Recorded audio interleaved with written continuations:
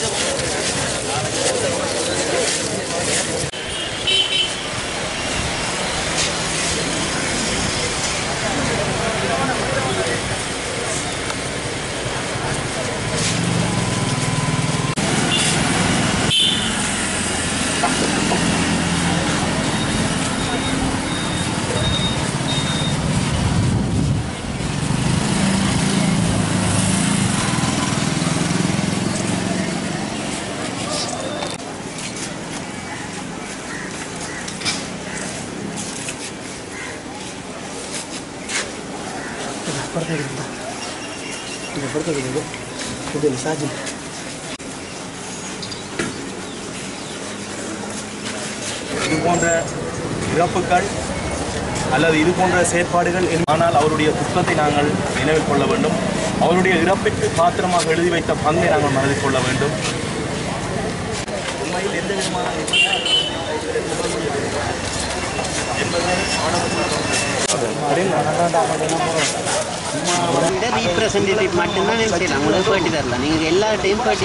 பருவத்தில் மகிழ்ச்சியான பொழுதுகளும் எதிர்பார்த்த வெற்றிகளை நோக்கி செல்லுகின்ற ஒரு மாணவன் இன்று தன்னுடைய உயிரை, அதாவது ராஜேஸ்வரன் செந்துரன் என்பவர் கொக்குவில் இந்து காலேஜை சேர்ந்தவர், கலைப்பிரிவில் 2ஆம் ஆண்டில் கல்வி கேட்டுக் கொண்டிருக்கின்றார்.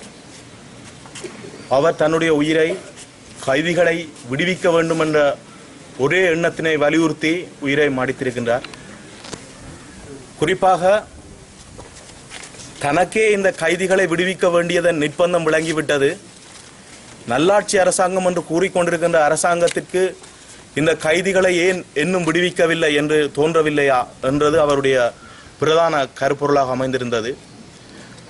மிக வேதனைக்குரிய ஒரு விடயம்.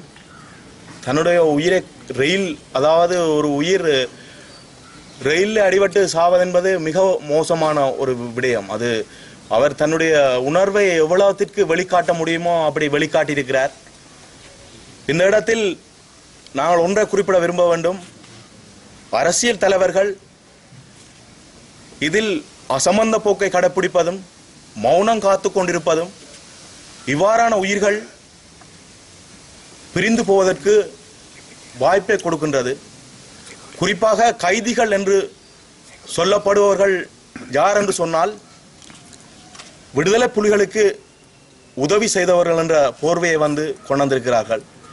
உண்மையில் விடுதலை புலிகளுக்கு உதவி செய்தவர் என்று சொன்னால் வடக்கு கிழக்கை சேர்ந்த அனைத்து மக்களுமே விடுதலை புலிகளுக்கு உதவி செய்தவர்கள். ஆனால் அனைத்து மக்களும் கைதிகளாக செல்லப்பட வேண்டியவர்களாகத்தான் இருப்பார்கள்.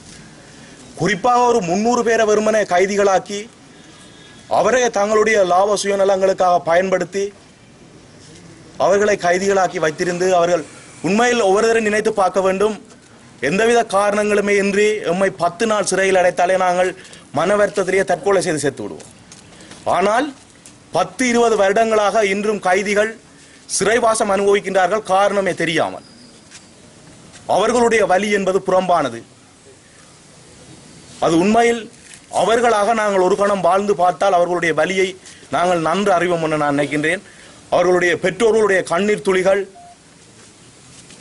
அவர்கள் இழந்து இன்று குடும்பத்தை நிற்கதியாக நிற்கின்ற மனைவி, அவைகளுடைய கண்ணீர் துளிகள், பிள்ளைகள். ஒரு ஊடகம் ஒன்றில் வெளிவந்த ஒரு செய்தியில் ஒரு சிறு பிள்ளை மதாத ஏந்திய வழி இருந்தது. இது ஒரு வெளிநாட்டு ஜனநாயக நாடுகளில் இது ஒரு பெரிய காத்திரமான பங்கை கொடுத்திருக்கு. ஆனால் எம்போன்ற நாடுகளில் குறிப்பாக இலங்கையில் இவ்வாறான இதுகளுக்கு முக்கியத்துவம் கொடுக்காத விடுவதற்கு காரணம் என்னன்னு தெரியவில்லை. எமது தெரிவால் உருவான ஒரு அரசாங்கமே நல்லாட்சி அரசாங்கம் என்று சொல்லப்படுகின்ற மைத்திரி சிறிசேனாவினுடைய அரசாங்கம். குறிப்பாக தமிழ் மக்களுடைய ஏக பிரதித்துவத்தினால் தெரிவு செய்யப்பட்டவர். தமிழ் மக்களுடைய நலன்களுக்காக நிச்சயமாக அவர் கதைக்கப்பட வேண்டியவர். குறிப்பாக இந்த இடத்தில் மைத்திரிபால சிறிசேனா அவர்களும் பிரதமர் ரணில் விக்ரமசிங்க அவர்களும் மௌனம் காத்திருப்பது ஏனென்று தெரியவில்லை. கைதிகளை எந்தவிதமான நிபந்தனைகளும் இன்றி விடுவிக்க வேண்டும் என்பது அந்த உயிர்நீத்த மாணவனின் இருந்த கண்ணீரஞ்சி நிலைகளிலே நாங்களும் வேண்டுகின்றோம். அத்துடன் இவ்வாறான உயிர் தியாகங்களை கொடுத்தே அவர்களை விடுவிக்க வேண்டும் என்பது இனி வருகின்ற சமுதாயம் அதை மனதில் பதித்துக் கொள்ளக்கூடாது என்பதனையும் நாங்கள் இந்த இடத்தில் கூறிக்கொள்ள விரும்புகின்றோம். ஏனென்றால் இவ்வாறான உயிர்களை கொடுத்து இவ்வாறான எங்களுடைய பாதைகளை நாங்கள் மாற்ற முனையக்கூடாது. நிச்சயமாக நாங்கள் சில போராட்டங்கள் மூலமாக நாங்கள் அவர்களை கைதிகளை விடுவிக்க முடியும். இவ்வாறான இனி உயிர் சேதங்களை உண்டு பண்ணக்கூடாது. இருப்பினும் எங்களுடைய பாடசாலையை சேர்ந்த மாணவன், அதாவது அவருடைய உயிர் பிரிந்து விட்டது, அவருக்காக அஞ்சலி செலுத்த வேண்டிய பொறுப்பு எங்களை சார்ந்தது. எங்களுடைய தமிழ் தலைவர்களும் சரி யாரும் சரி இந்த கைதிகளுடைய விஷயத்தில் மௌனம் காத்து கொண்டிருந்தால் இது போன்ற சம்பவங்கள் நடப்பதற்கு அவர்களே ஒரு முன்னுதாரணமாக திகழ்ந்து அவர்களுடைய செயற்பாடுகளை காரணம் என்று சொல்லிக்கொள்ள இந்த இடத்தில் தள்ளப்பட வேண்டி இருக்கின்றது.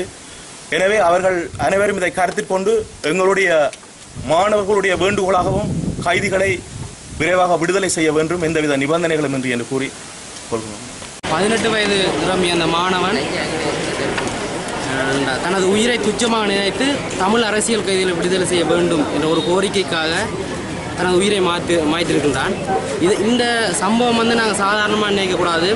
அந்த மாணவன் தன் அனைத்து வித மற்ற செயற்பாடுகளையும் தவிர்த்து தன் உயிரை ஒரு துச்சமாக நினைத்து இன்றைய தினத்தில் விட்டுருக்கான். இதுக்கு காரணம் எங்களுடைய தமிழ் மக்களுக்காக போராடி இன்று அரசியல் கைதிகளாக சிறையில் சிறைவாசம் அனுபவித்துக் கொண்டிருக்கிறவர்களை யாருமே கண்டுகொள்ள இல்லை.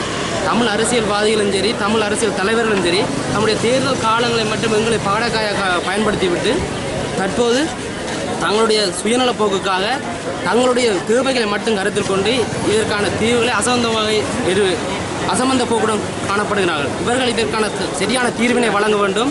இந்த சம்பவம் மென்மேலும் தொடர கூடாது என வலியுறுத்தி கொண்டு வலியுறுத்துகின்ற நாங்கள் முக்கிய பங்கு. ஆனால் இவ்வாறு இனியும் இவர்களை விடுதலை செய்யப்படாவிட்டால் நடக்க போகும் நிகழ்வுகளுக்கு முழு தமிழ் மக்களுக்கு பதில் சொல்ல வேண்டி வரும்.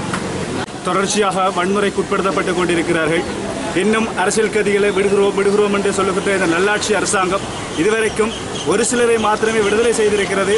ஆனால் இன்று மற்ற அரசியல் கைதிகளை விடுதலை செய்வதாக எந்த தீர்மானமும் இல்லை. இங்கு 2 தடவைகள் உண்ணாவிரதம் இருந்தும் எந்த ஒரு பலனும் இல்லாத நிலையில் அரசியல் கைதிகள் இருக்கிறார்கள்.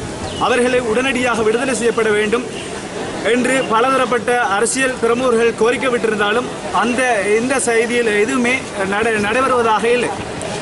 அது மட்டுமல்லாமல் இன்று அரசியல் கைதிகளாக மரணித்த மாணவனும் மரணித்திருக்கிறான். அரசியல் கைதிகளுக்காக இன்று இந்த மாணவன் மரணித்திருக்கின்றான். நாளை யார் மரணிப்பார்கள் என்ற ஒரு கேள்வி இருக்கிறது. இப்படி தொடர்ச்சியாக அரசியல் கைதிகளுக்காக போராடுகின்ற மக்கள் போராட்டம் தொடர்ச்சியாக வெடிக்கப்பட வேண்டும். எத்தனையோ குழந்தைகள் அனாதைகளாகவும் கணவன் மனைவிமார் இன்றும் எந்த இதுவும் இல்லாமல் இருக்கின்ற ஒரு நிலைமை இருக்கிறது. அவர்கள் உடனடியாக விடுதலை செய்யப்பட வேண்டும். அந்த பெற்றோரோடு அந்த தந்தையர்கள் இணைக்கப்பட வேண்டும் என்பதை நோக்கம். தொடர்ச்சியாக அரசியல் கைதிகளின் விடுதலைக்காக நாங்கள் தொடர்ந்து போராடுவோம் என்பதை கூறிக்கொள்கிறோம்.